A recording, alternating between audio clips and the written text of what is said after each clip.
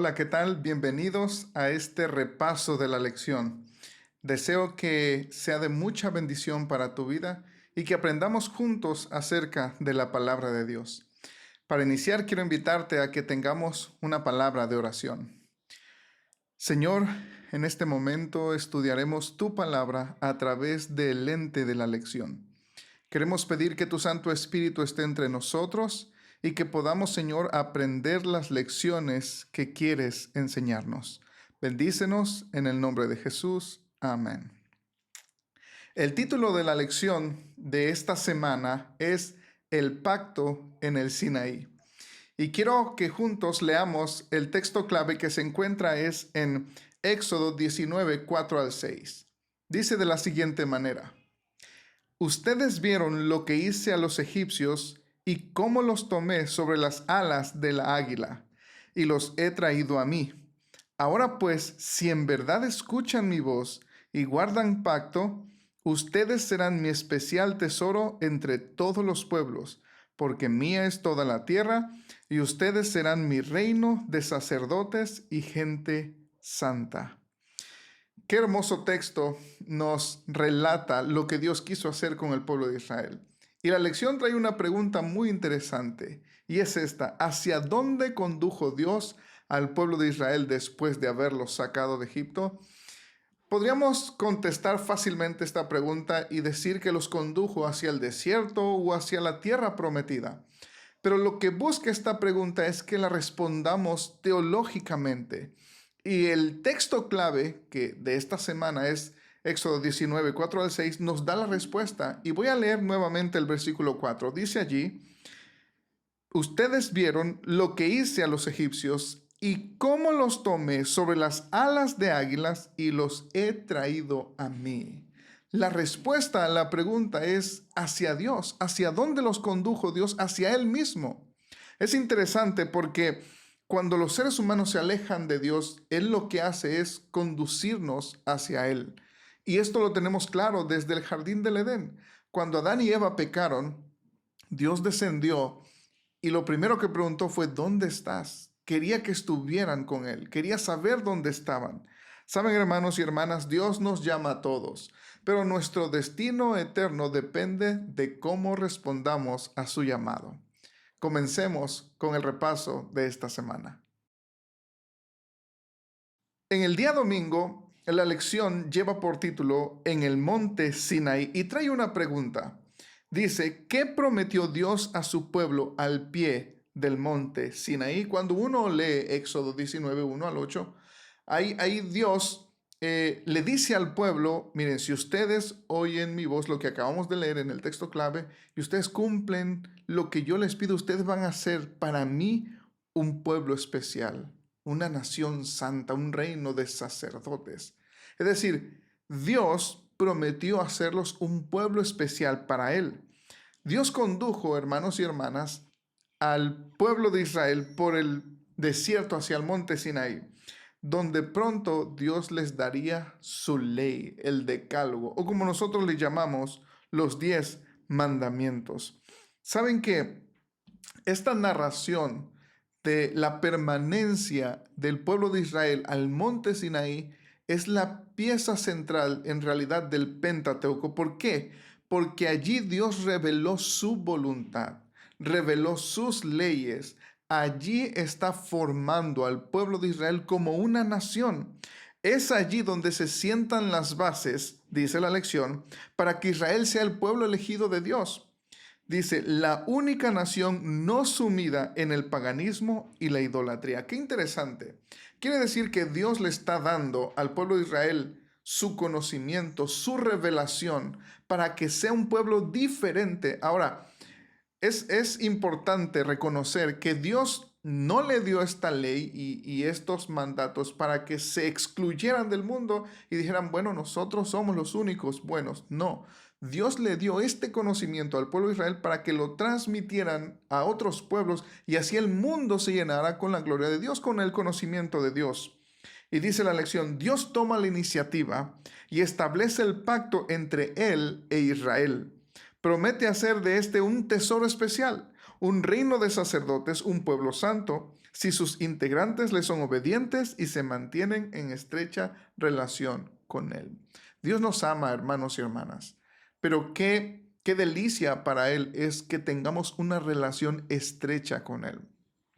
Yo soy padre y a mí me encantan los momentos cuando mis hijos me abrazan, cuando se encuentran conmigo, cuando los vamos a dormir. A veces dicen, no, yo hoy duermo con mamá, yo quiero que mamá me duerma, pero qué alegría es para mí cuando dicen, yo quiero que hoy me duerma, papá, qué bien me siento cuando ellos me buscan. Y yo me pongo a pensar, ¿cómo se sentirá Dios cuando le buscamos? Cuando lo hacemos por amor, cuando queremos estar con Él. ¿Cómo se siente Él? Es lo que quería Dios con el pueblo de Israel y es lo que quiere en realidad hoy para nosotros. Y la lección explica esto aquí. Ser un pueblo santo significa dedicarse a Dios y revelar su carácter a los demás, especialmente a las naciones de su entorno. Eso es lo que quería hacer Dios con el pueblo de Israel. Quería elevarlos de la degradación que los había tenido Egipto en la esclavitud y quería hacerlos una nación noble, santa, buena. Y sigue diciendo la lección. También fueron llamados a funcionar como reino de sacerdotes que conectarían a otras personas con Dios, guiándolos hacia Él y enseñándoles sus caminos y sus leyes. Eso es lo que esperaba Dios de Israel y aún espera hoy de nosotros. Ellos debían ser el tesoro especial de Dios, pues el Señor quería hacer de Israel su canal para iluminar el mundo con el conocimiento acerca de Él y su carácter. Hay algo interesante aquí. La Biblia nunca ha tratado o nunca se ha tratado sobre un pueblo. Generalmente hoy en día muchas iglesias exaltan a la nación de Israel, a la etnia de Israel, como el pueblo de Dios fue en un tiempo el pueblo de Dios, escogido para que cumpliera una tarea específica. Pero en realidad la palabra de Dios, la Biblia, habla sobre el Mesías. Y aquí lo tenemos claro, Dios llamó al pueblo de Israel, sí lo llamó y quería hacer de él un tesoro especial, pero no era el fin el pueblo, sino que el pueblo tenía una tarea y era enseñar al mundo a Dios, su carácter y especialmente prepararlo para la venida del Mesías. El pacto constituyó el establecimiento legal de la relación entre Dios y su pueblo. La fórmula, y escuchen esto, la fórmula general del pacto, que varía ligeramente en los distintos textos, es: los haré mi pueblo y seré su Dios. Eso nos hace eco de Apocalipsis, ¿no es cierto? Porque al final el pueblo de Dios se compone por todas las personas que creen en Jesús y que se entregan a Él. Así que dice la lección para finalizar el día domingo: imagina ser el tesoro especial de Dios. Qué hermoso es esto. Ser lo más precioso que Dios tiene en esta tierra. Dice, ¿qué privilegios especiales implicaría eso? ¿Qué privilegio es ser un hijo de Dios? Tenemos privilegios, claro que sí, por ser hijos de Dios. Pero no solo privilegios, hermanos y hermanas. ¿Qué responsabilidades especiales tendrías? ¿Qué privilegio es la oración? ¿Qué privilegio es la comunión con Dios? La paz que solo Él puede dar. Y todas las demás bendiciones que vienen, las bendiciones materiales de salud, también son privilegios. Pero qué responsabilidad es, a través de nuestra vida diaria, de nuestro ejemplo, de nuestro testimonio, hablar acerca de Jesús. Y no precisamente con palabras. Nuestras acciones, todo revela a Cristo Jesús. Es una gran responsabilidad que tenemos el reflejar el carácter de Dios tal cual lo esperaba del pueblo de Israel. Pasemos al día lunes. Lleva por título la preparación para recibir el don. Y viene una pregunta aquí: ¿cómo preparó Dios a Israel para recibir los 10 mandamientos? Cuando uno lee Éxodo 19:9 al 25, salta a la vista un texto bien importante. Dice aquí el versículo 10, y Jehová dijo a Moisés: ve al pueblo y santifícalos hoy y mañana y laven sus vestidos. Aparte de todo lo que Dios le había dicho, puso límites para el monte, para que el pueblo no se acercara y no muriera la gente. Eh, es importante esto. Dios iba a revelar su gloria por primera vez al pueblo de Israel. El pueblo de Israel iba a ver cómo Dios iba a descender sobre el monte, iba a escuchar la voluntad de Dios. Debían estar preparados.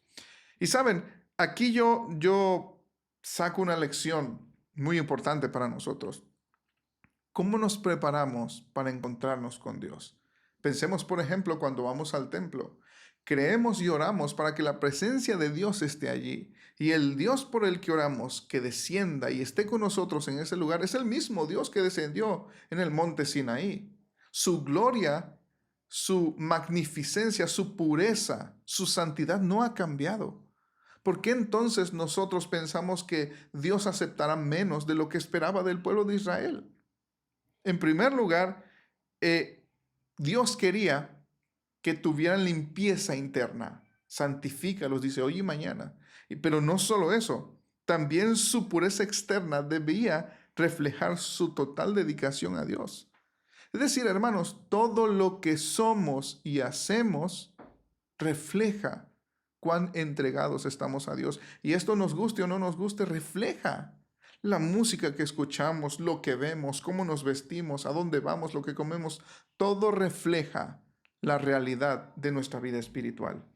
Y dice la lección, el decálogo, los 10 mandamientos, es el corazón de la revelación de Dios y de la ética bíblica.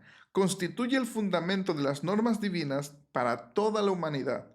Sus principios son eternos y universales. Hace un tiempo estaba escuchando un debate sobre la cristiandad y un pastor que no es adventista decía, pero es que los 10 mandamientos y todos los 10 mandamientos, si tú te das cuenta, son la base de todo sistema legal. Allí tenemos los principios para nuestros sistemas legales y esta es la realidad. A veces yo les digo a los muchachos que la Biblia es un libro práctico y cito los 10 mandamientos. Digo, por ejemplo, ¿a dónde voy a dar yo si yo transgredo el mandamiento que dice no matarás? Voy a ir a la cárcel. O no robarás, voy a ir a la cárcel. Es decir, cuando yo transgredo alguno de estos mandamientos me va a ir mal en la vida. Es algo práctico, es algo que se lleva en la vida diaria. Y eso es lo que Dios quería enseñar. Son principios eternos y universales, es decir, para todo el mundo. Y yendo al principio en sí, para todo el universo.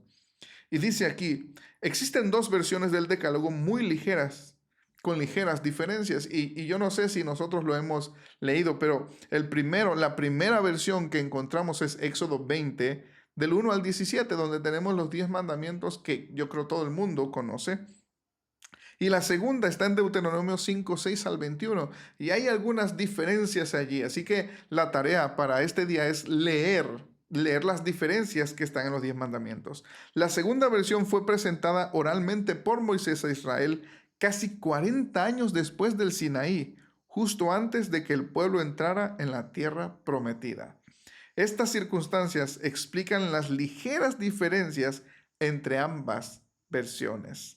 Y saben, hermanos, la Biblia dice, específicamente el apóstol Pablo, que la ley se resume en 2 principios.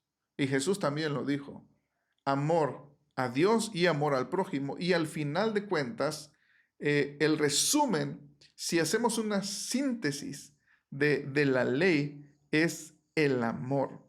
Dice en Romanos 13, 8 al 10, no debáis a nadie nada, sino el amaros unos a otros, porque el que ama al prójimo ha cumplido la ley. Dice, porque no adulterarás, no matarás, no hurtarás, no dirás falso testimonio, no codiciarás, y cualquier otro mandamiento en esta sentencia se resume, amarás a tu prójimo como a ti mismo. El amor no hace mal al prójimo, así que el cumplimiento de la ley es el amor. En efecto, hermanos y hermanas, la suma de la ley de Dios es amor. ¿Por qué? Porque Él es amor. Quiere decir que los 10 mandamientos no son gravosos como algunas personas dicen. Los 10 mandamientos son la revelación del amor de Dios para toda la humanidad. Y son las directrices y vamos a ver más adelante las promesas de Dios para la humanidad. Y el día lunes termina con unas preguntas. Dice, ¿cómo entiendes la idea de los 10 mandamientos como expresión del amor de Dios? ¿Qué significa eso? ¿Cómo se revela en ellos el amor de Dios? En realidad, los 10 mandamientos son como un cerco para nosotros, donde Dios cuida de nosotros. Así que pasemos al día martes. Lleva por título El don del decálogo. Y comienza nuevamente con una pregunta. ¿Cuáles son los principios expresados en el decálogo y cómo está organizado? Ya conocemos los 10 mandamientos. Sabemos que los primeros 4 mandamientos están dedicados a Dios y los últimos 6 mandamientos están dedicados al prójimo. Por eso, cuando le preguntaron a Jesús, bueno, ¿cuál es el principal mandamiento de toda la ley? Amarás al Señor tu Dios con toda tu mente, con toda tu alma y con todas tus fuerzas. Los primeros 4 mandamientos, porque acabamos de leer que amarás a tu prójimo como a ti mismo, son los últimos 6 mandamientos que citó el apóstol Pablo que leímos con anterioridad. Dice aquí, nota que el decálogo no comienza con los mandamientos, y cuando uno va a Éxodo 21 no comienza, no tendrás dioses ajenos delante de mí. No, comienza diciendo, yo soy el Señor tu Dios, que te saqué de Egipto, de casa de servidumbre. ¿Por qué comienza con esto? Lo que está haciendo Dios es primero mostrar su gracia, dando libertad a Israel. Y es que así es el amor de Dios. Primero Dios nos libera, Dios nos muestra su gracia, y después de eso nos expresa o nos propone un estilo de vida. Solo después de que Dios nos liberó, nos revela su voluntad. ¿Y cuál es su voluntad? Los mandamientos. Los mandamientos, hermanos, debían ser observados como una expresión de amor y gratitud por lo que Dios había hecho por ellos. Miren, algunas personas piensan, los adventistas piensan que se van a salvar guardando los 10 mandamientos. Eso no creemos nosotros. Es más, algunos cristianos dicen es que antes se salvaban guardando la ley. Nunca nadie se ha salvado por la observancia de la ley, ni el pueblo de Israel. Siempre la salvación ha sido por gracia, un regalo de Dios. Es más, por eso había los sacrificios, porque la salvación dependía de ese cordero que vendría más adelante en el tiempo, simbolizado por el cordero que cada día se sacrificaba cuando alguien cometía pecados. Quiere decir que nosotros los adventistas creemos que somos salvos 100% por gracia. Es un don de Dios, es un regalo de Dios. Pero cuando uno ve la salvación que Dios nos da y vemos la propuesta de vida que Él nos hace a través de los 10 mandamientos, ¿cómo no guardaremos esa ley si en primer lugar es por amor a Él y es para beneficio de nosotros? Es claro que Dios espera que una respuesta de amor de nosotros hacia Él. Y dice aquí la lección, como dijo el propio Jesús, si me aman, guarden mis mandamientos. Esto está en Juan 14:15. Por lo tanto, la verdadera obediencia no es más que una expresión de amor y gratitud hacia Jesús, un amor que se expresa con mayor intensidad en la manera en que tratamos a nuestro prójimo. Saben, el apóstol Juan ha dicho algo interesante. Él dice que el que dice que ama a Dios pero odia a su prójimo, en realidad no ha conocido a Dios ni lo ama. Quiere decir que cuando yo realmente amo a Dios, y amar a Dios no significa solamente orar y estudiar la Biblia, no. Amar a Dios me lleva a cumplir no solo 4 mandamientos de las tablas de la ley, sino los 10 mandamientos. Y los 10 mandamientos incluyen al prójimo. Y saben, muchas veces fallamos en eso. Decimos, sí, amamos a Dios y yo haría todo por Dios. Pero en la primera oportunidad que tenemos, dañamos, lastimamos a nuestro prójimo. Cuando nosotros nos demos cuenta que estamos amando a nuestro prójimo, realmente el amor de Dios ha hecho nido en nuestra vida. Los 10 mandamientos han sido escritos en el corazón. Entonces, hermanos, el don del pacto son los 10 mandamientos. Son un don precioso que Dios ha dejado a la humanidad para que podamos relacionarnos bien con nuestro prójimo y con Dios. Vayamos entonces al día miércoles. Dice y lleva por título diferentes funciones de la ley de Dios. Saben que la Biblia enseña que los 10 mandamientos tienen diferentes funciones. De hecho, la Biblia nos dice que la ley de Dios revela su carácter, es decir, cómo es Él, quién es Él. Puesto que Dios es santo, justo y bueno, la ley debe ser de la misma manera como es Dios. Y eso lo confirma el apóstol Pablo en Romanos 7:12. Dice, la ley es santa y el mandamiento santo, justo y bueno. Es decir, la ley de Dios, los 10 mandamientos, son un reflejo del carácter de Dios. La Biblia siempre presenta la ley como algo positivo y siempre hay que entender el contexto en el cual se cita los 10 mandamientos. La ley de Dios también, nos dice la Biblia, es como una valla que crea un amplio espacio de la libertad para la vida y que advierte de los peligros y también los problemas y las complicaciones e incluso la muerte acechan más allá de sus límites. Lo que decíamos con anterioridad. Los 10 mandamientos son como un cerco, como una protección. Y cuando uno rompe uno de esos mandamientos, está rompiendo el cerco de protección y el enemigo puede entrar a destruirnos. Por ejemplo, imaginemos que una familia, un matrimonio, guarda los 10 mandamientos por amor a Dios y están con el poder del Espíritu Santo luchando cada día para obedecer a Dios. Pero uno de ellos decide quebrantar el séptimo mandamiento, que dice no cometerás adulterio.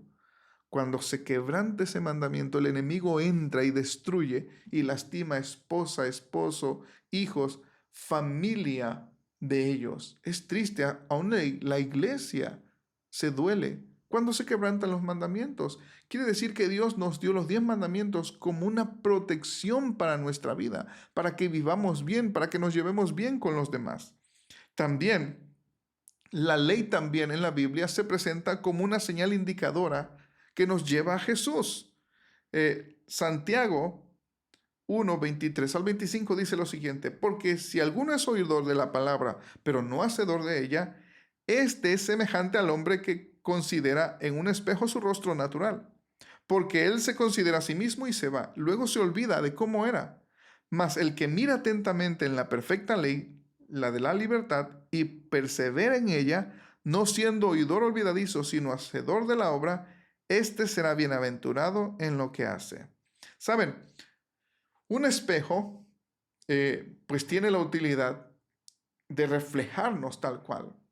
Si yo amanezco y me despierto todo despeinado y quizá con una mancha por aquí de que me dormí profundamente y se salió la saliva y se secó, el espejo solo me muestra que estoy sucio, que estoy despeinado, pero el espejo no me peina, el espejo no me limpia.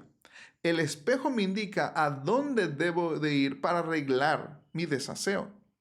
Eso es el funcionamiento de la ley. La ley es un espejo. La ley me dice, tú estás cometiendo adulterio.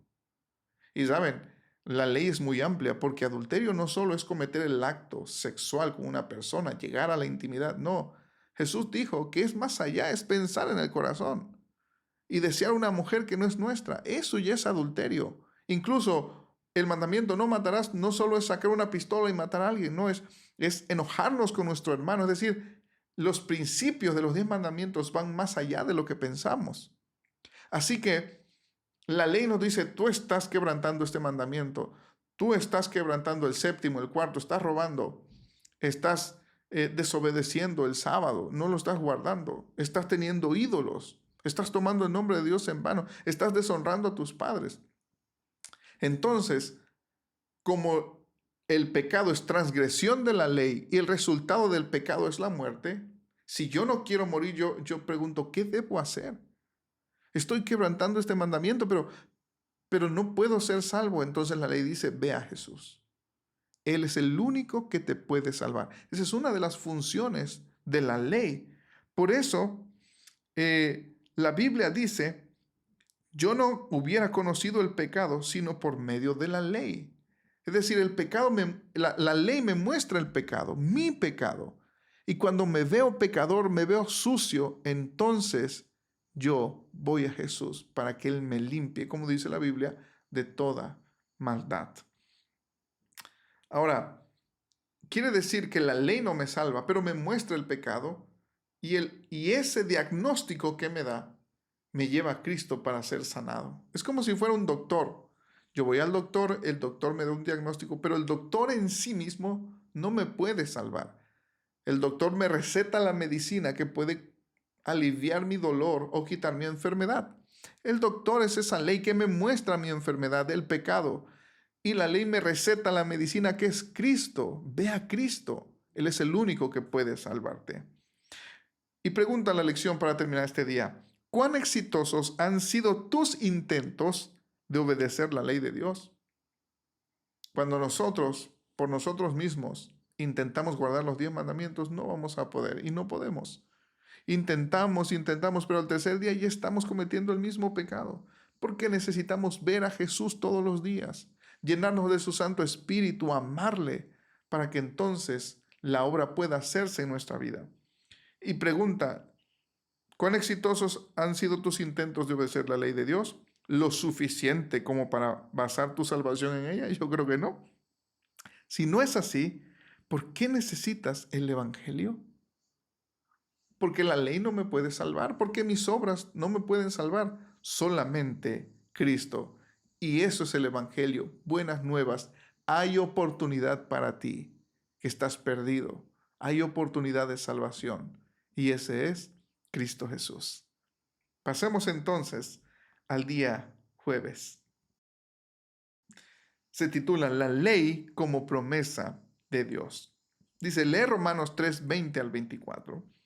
Vamos a leerlo y dice a continuación, ya que por las obras de la ley ningún ser humano será justificado delante de él, porque por medio de la ley es el conocimiento del pecado. Pero ahora, aparte de la ley, se ha manifestado la justicia de Dios, testificada por la ley y por los profetas. La justicia de Dios por medio de la fe en Cristo para todos los que creen en Él, porque no hay diferencia, por cuanto todos pecaron y están destituidos de la gloria de Dios, siendo justificados gratuitamente por su gracia mediante la redención que es en Cristo Jesús. Aquí Pablo claramente está diciendo que no podemos salvarnos por guardar los 10 mandamientos. ¿Cuál debería ser entonces el papel de los mandamientos en nuestra vida? Saben, hermanos, los términos hebreos que utiliza la Biblia para referirse a los 10 mandamientos, nosotros tenemos la traducción mandamientos, pero en realidad pudieran traducirse como palabras o promesas. Quiere decir que las 10 palabras o los 10 mandamientos son 10 promesas que Dios tiene para nosotros. Elena White coincide con esto y en el comentario de Elena White, en el comentario bíblico adventista, tomo 1, páginas 1119, dice ella, los 10 mandamientos son 10 promesas. Y la lección dice lo siguiente, los 10 mandamientos deben entenderse como promesas de Dios destinadas a guiarnos por el camino correcto para que Él pueda hacer cosas maravillosas en nuestro favor siempre que le somos obedientes. Así que, hermanos, los 10 mandamientos son la base sobre la cual Dios puede hacer cosas maravillosas para nosotros. Romanos 10:4 es un texto que muchos utilizan para decir que los 10 mandamientos ya no están vigentes, porque el fin de la ley es Cristo, para justicia a todo aquel que cree. ¿Cómo debemos entonces entender la afirmación de Pablo de que Cristo es el fin de la ley? En realidad, Pablo afirma que Jesucristo es el telos de la ley. Esa es la palabra telos, la palabra griega. Pero no en el sentido de que Cristo abrogó o eliminó la ley, sino que es un guía, un maestro que nos lleva a la ley. Es decir, el fin de la ley es Cristo, podríamos decir, la meta de la ley, el cumplimiento de la ley o la finalidad de la ley es Cristo. Es decir, la ley tiene como fin llevarte a Jesús. No está hablando en tiempo o caducidad, está hablando de fines o metas. Es decir, los 10 mandamientos, el decálogo, las 10 promesas tienen como finalidad llevarte a Jesús, lo que ya explicábamos. Te muestran el pecado, pero también te animan a vivir una vida de obediencia a Dios que te llevan a Cristo Jesús. Y dice este día, Cristo es la clave para desentrañar el verdadero significado, propósito, meta y razón de ser de la ley de Dios. He allí el sentido de telos. Por lo tanto, sería incorrecto afirmar que Cristo invalidó, sustituyó o abrogó la ley. Cristo es el objetivo de la ley, aquel a quien ella apunta o señala. La ley nos está diciendo, ahí está Cristo. Ese es el propósito de la ley. Y termina este día diciendo, ¿de qué manera señala la ley a Jesús? Es decir, ¿qué nos revela la ley sobre nosotros mismos que nos lleva a reconocer nuestra necesidad de Cristo? Nuestra pecaminosidad. Y cuando vemos cuán malos somos, entonces entendemos que necesitamos de un Salvador. Y ese Salvador solo puede ser Cristo Jesús. Así que hermanos, hemos entendido maravillosamente el propósito de la ley. Cómo Dios entregó esta ley al pueblo de Israel, lo que quería para ellos y lo que quería de ellos. Ojalá que pueda cumplir ese mismo propósito en nosotros. Y como dice el apóstol Pedro, nosotros también hemos sido llamados a ser un pueblo de gente santa. Las mismas palabras que utilizó Moisés cuando le refirió las palabras de Dios al pueblo de Israel en Éxodo 19, las utilizó el apóstol Pedro para referirse a nosotros, a la iglesia. Quiere decir que Dios espera lo mismo que esperaba del pueblo de Israel, ahora lo espera de nosotros, que seamos diferentes, que seamos hijos obedientes, que reflejemos su amor, su carácter a través de la obediencia a los 10 mandamientos. Solamente el poder del Espíritu Santo a través de la fe en Cristo Jesús puede hacer posible esto en nuestra vida. Que el Señor nos bendiga.